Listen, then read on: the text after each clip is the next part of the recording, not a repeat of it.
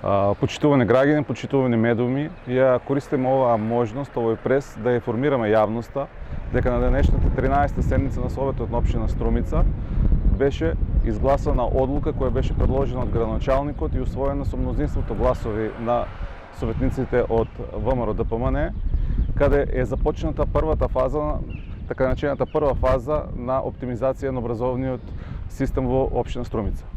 Со ова Централното основно училиште во село Велјуса се трансформира во подрачно. Сега се периоди на годишни одмори и летен распуст, но брзо ќе дојде 1 септември, кога ќе дојде до израз таа грешка која што е направена, на која ние како советничка група и како апелиравме и до градоначалникот и до советниците. Најпрви на удар на 1 септември ќе бидат учениците и родителите на учениците од село Велјуса.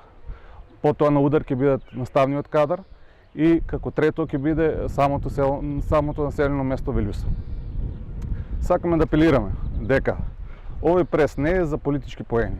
Овој прес е да информираме јавноста дека Социјално-демократскиот сојуз нема да биде вечито алиби на ВМРО ДПМН. Оваа денешна одлука ќе биде прва од одлуките во која ќе бидат криви само градоначалникот и советниците на ВМРО ДПМН. За жал ова прашање го поставивме и на денешните советнички прашања. Градоначалникот и општинската администрација не го дадоа одговорот. Според нив сите наставници на 31.8 ќе го изгубат својот работен однос. Не го дадоа податкот колков е тој точен број.